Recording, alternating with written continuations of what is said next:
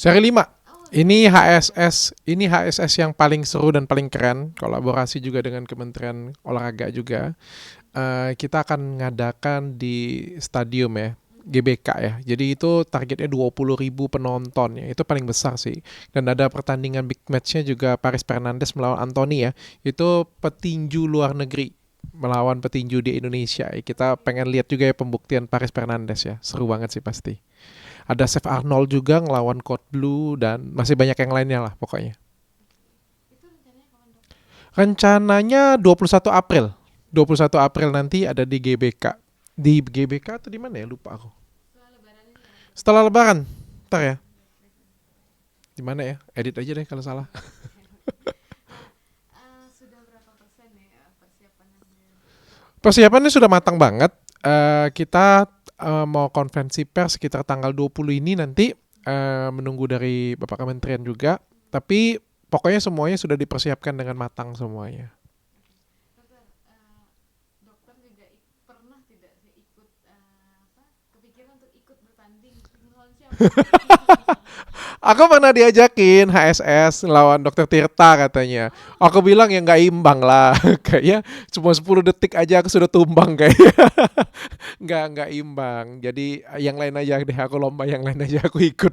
Kecuali tinju deh. tapi kan itu ada persiapan latihan segala macam dong. Ya itu masalahnya ya. Aku juga kan jadwalku cukup padat dan aku juga nggak begitu hobi olahraga ya. Jadi dan Dokter Tirta juga badannya udah jadi banget, serem banget lawan dia. Mungkin dokter yang lain aja nanti ya. Tapi pernah kepikiran tidak dokter? Oh, jangan dokter Rita deh, pengennya lawan ini nih. Pernah nggak sih dokter? Wah, belum kepikiran sih, belum kepikiran. Tapi mungkin kalau olahraga yang lain aku masih mau ya. Kalau tenis meja atau bulu tangkis atau basket, aku masih ada keinginan ya. Kalau tinju kayaknya ngeri aku. Fisik soalnya ya. Iya, fisik banget soalnya. Oke.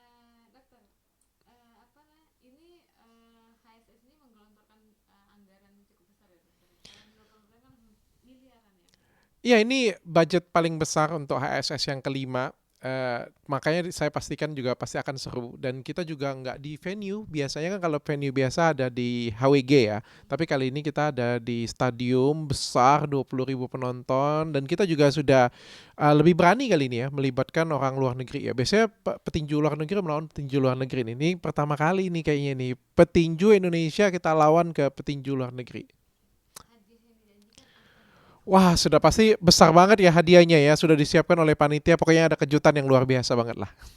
Ada seru-seruan nggak dokter tahun ini untuk selebriti cewek, selebriti yang mungkin seperti yang sebelum-sebelumnya nih untuk memeriahkan event ini? Ada kejutan yang lebih spesial nanti di HSS. Belum berani saya bocorkan. Nanti tunggu saja detik-detik akhir nanti tanggal 21 April nanti ya. Kalian bisa nonton juga secara langsung karena ini acaranya big match besar-besaran banget. Oke, apalagi didukung sama kementerian. Ada kementerian, pokoknya semua artis-artis juga ikut serta dukung juga HWG Group juga dan saya juga akan support penuh lah supaya tinju Indonesia juga makin maju. Untuk tiket masuknya nanti gimana dokter? Saya belum dikabarin secara pasti sih. Oke, harapannya terhadap event ini. Wah, mudah-mudahan acara ini nampol dan nendang banget ya sehingga bisa menghidupkan tinju dan olahraga di Indonesia jadi lebih semangat lagi juga ya dan juga membawa tinju Indonesia itu bisa ke kancah luar negeri. Amin. Oke dokter, siap. Nah next untuk tema berikutnya kemarin dokter sempat posting ya, aku lihat banget Instagramnya tuh Hatgumai ramal dokter jangan kerjasama dengan seorang perempuan yang berhijab. Nah itu kontroversi banget tuh di komen-komen tuh banyak banget yang menyebutkan dua nama Mm-mm. antara uh, Inara Rusli, Inara Rusli dan KTP eh, Kartika Putri. Kartika Putri, oke. Oke, itu tanggapan dokter gimana? Kepikiran kah atau memang ya udah santai aja lah, percaya ramalan? Aku nggak percaya ramalan sih jujurnya, tapi kan kita kan iseng ya, namanya juga podcast kan, bertanya juga ramalan tentang diriku bagaimana. Cuma aku nggak ada dua sih aku diramal, satu kehidupan asmara, perekonomian gitu ya. Yang satunya lagi dia ada ngomong, kamu jangan kerjasama dengan satu wanita, dia bilang wanita ini cukup teman aja dia bilang kalau nggak jauhin aja nggak apa-apa dia bilang gak usah diajak kerjasama dia bilang lalu setelah off cam aku tanya siapa sih ini maksudnya aku penasaran juga kan dia bilang berhijab dan sekarang tuh tidak berteman dia bilang Oh, berselisih dia bilang. Aku posting tapi ternyata netizen ngakaknya ke Inara, padahal saya nggak pernah berpikir Inara sama sekali ya. Inara juga kayak adik saya sendiri sih, jadi jauh banget lah dan kita deket banget. Aku juga saling support banget. Dan aku banyak kerjasama juga dengan dia ya. Tapi masih bekerja sama sama Inara nih sekarang. Masih banget. Aku deket banget dengan dia. Aku deket banget dengan dia. Selalu support dia lah. Orangnya juga baik banget sih. Tapi ketika disebutkan sudah berelasi dan sudah kenal gitu, ya tapi mengarahnya malah ke dua nama itu gitu. Kenapa dokter berpikirnya ke arahnya Karput? Saya nggak mikir ke sana sih. Gara-gara netizen sih yang ngingetin waktu di komentar-komentar. Kemarin kan ada dia nyindir saya. Terus banyak komentar dari netizen. Hati-hati dok, ini yang disebut oleh Hat Gumai, ini yang disebut oleh Hat Gumai. Saya bilang, jangan-jangan ini maksudnya. Apalagi kan ngajakin tabayun kan. Oke, itu jadi saya kepikir ke arah sana gitu. Yang ngajak Tabayun Kan Mbak Kartika Putri kan ada eh, pernah ngajak. ngajak tabayun lagi kan. Oh itu dua kali dong ya. Ini yang baru ngajakin tabayun lagi. Makanya saya terdengar kayak ramalan Hatgumai itu kayak gitu. Itu yang salah satu yang buat saya juga jadi hati-hati juga sih.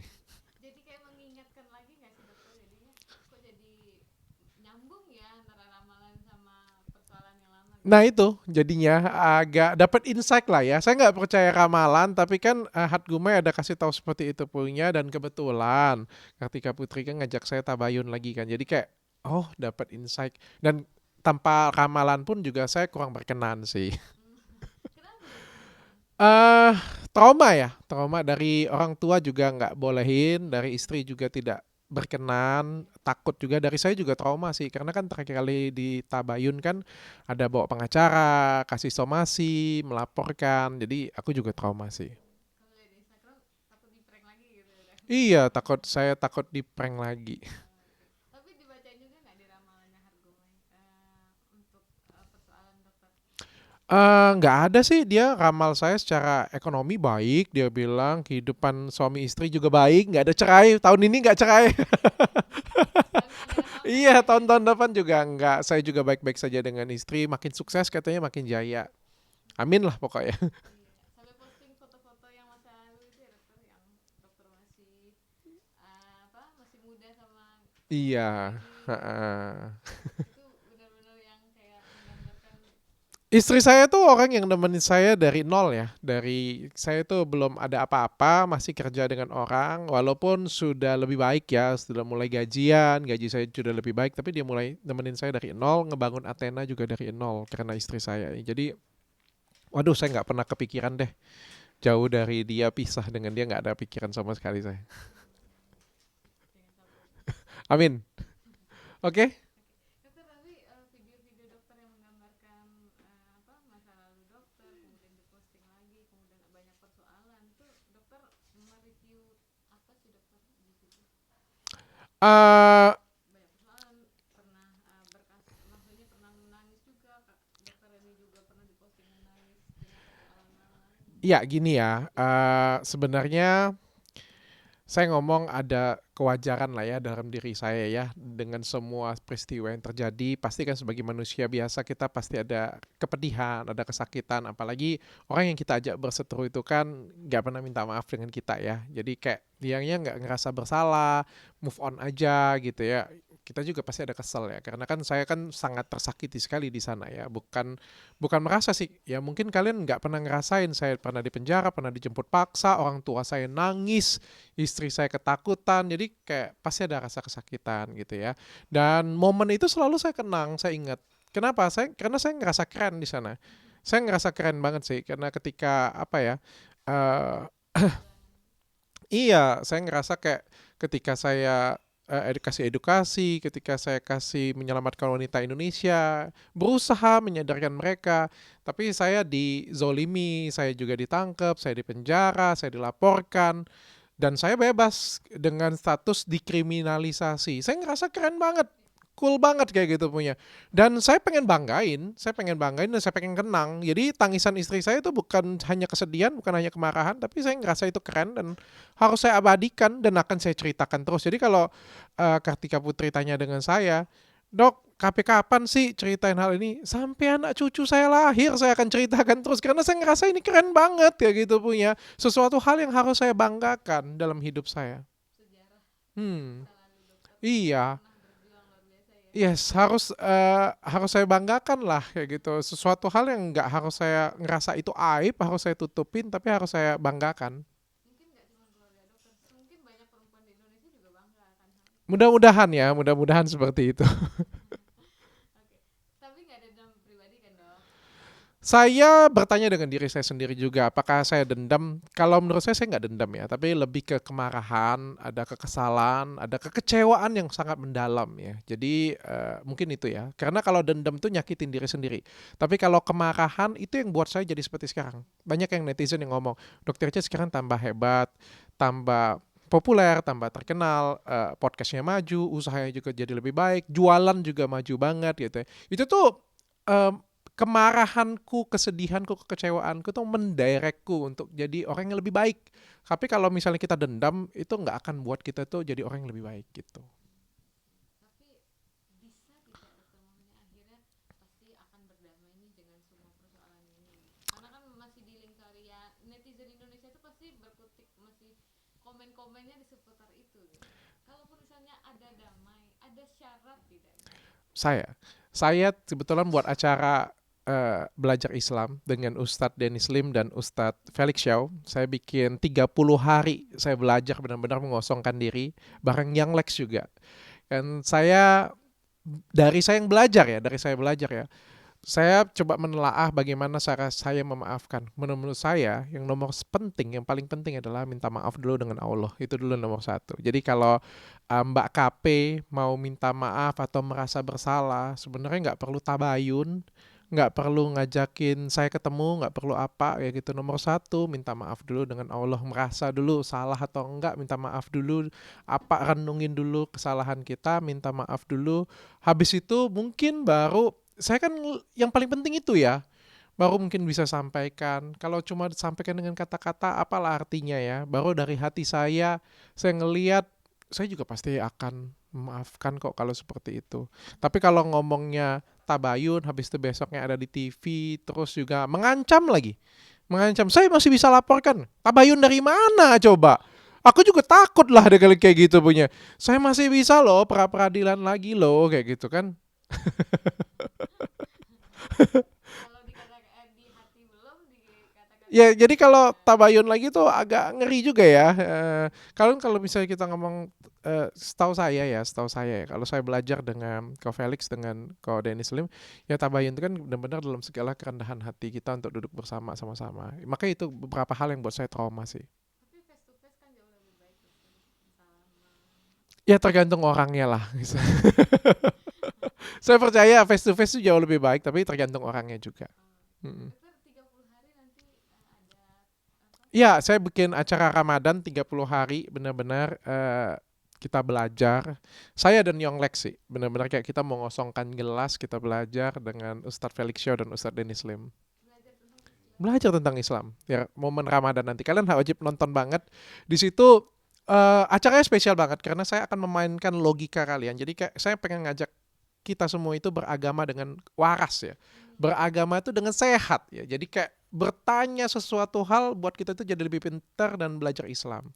Terus nanti akan ketemu dengan Ustadz Dennis Lim dengan segala derai air mata. Kalian harus nonton. Oh ya?